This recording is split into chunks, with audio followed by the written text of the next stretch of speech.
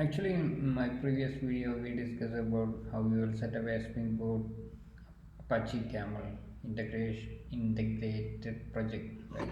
So we add some necessary dependencies here.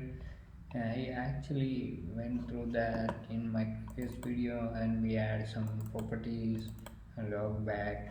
I have some issues. We are not caring about that right now, and we are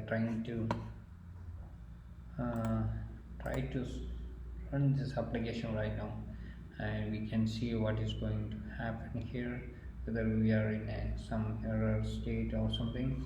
The started camel test application to 50 to 56 seconds, so it's fine. So we are, yeah, we are actually good right now, and we need to add some other things to our application right now. Just add these things. So we will, okay, here is the thing. So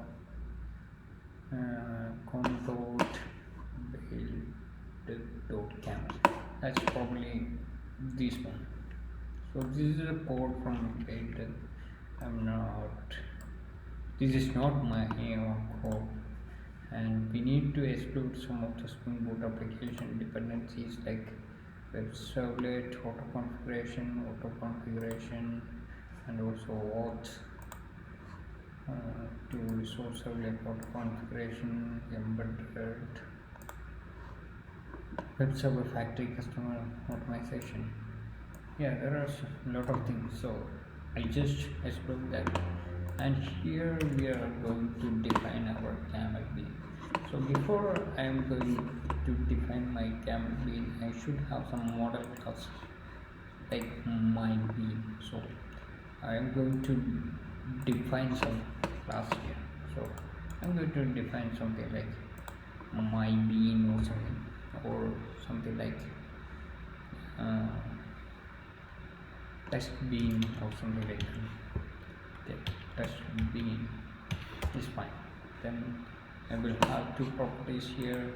One is the ID, one is the name.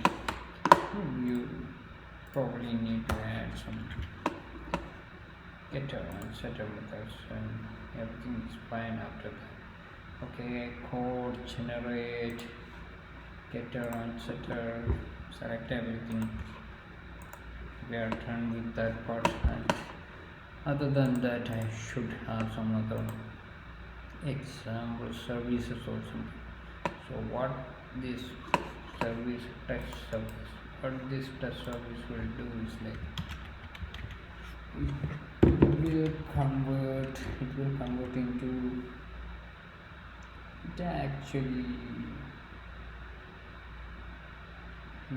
set name.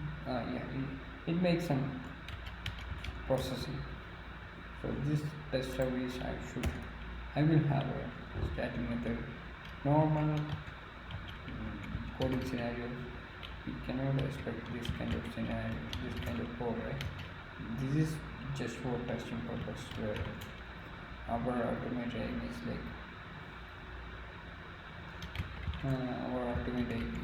like to test the boot camel integration. So we are not concerned about the code we are writing right now. Just concerned about how the integration works. So here what I am going to do is I have the test bin, and I need to set something, set name. Inside that name I am just hello. Okay, so here hello, then comma, some space, and get name, test bin dot get name. Okay, here is so get name, test bin dot get name, that's fine. Then set id, test bin dot set id, that's also fine. So here test bin dot get name. Okay, So it's like a conversion that I am doing here. We don't need to care about anything here right now. We are coming back to our application again. So we are trying to finish this thing very quickly. So just the integration part that we need to make sure that everything is fine. So some things we will copy from our build application. Here I have something that's actually taking value from properties file. That's fine. So next thing that's very important. So the thing is like we need to extend an abstract class that's actually define the base component for Apache camel. So here we are seeing two things common. So here what exactly I need, whether it's a camel SPI annotation or component from Spring framework, that I need to make sure. So what exactly that is, it's component, right? It's component. So it's a Spring framework. Since we are in a Spring framework base and we are trying to add Apache camel, our base is Spring, so we need to add that Spring one. This one routebuilder, that's actually the Apache camel one. It will ask you to generate some dependencies here. No dependencies. It's actually an abstract class, so there are some abstract methods that you need to configure. So what exactly is this routebuilder? Routebuilder, we will do some route logic. I mean the API route. So how we can do that? That's another question. So camel context, that's the one. So if you are in a Spring security or security, so you can see that Spring security nodes like that. Here we have camel context. So and I am adding this Apache camel context here, and I will have a Rust configuration. So Rust configuration actually I need some other things also before I am going this command. I should have a bean. This is a servlet bean.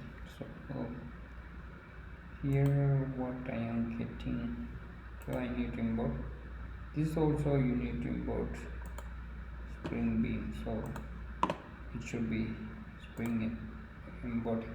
So here servlet registration. So since we are not using Spring Boot web servlets things here, we are trying to use the camel one. We need to add some camel specific dependencies that we are doing here. So new servlet registration, servlet set in camel servlet. So we are defining a servlet here. So that I am saying, since we are not using Spring Boot web framework Rust API, we need to define the servlet. That's we actually doing here. And after that, we are after definition, we need to configure the router. That's we are doing here. So thank you for watching. I will come again with the next video to finish this one and test it. Thank you for watching. Have a nice day.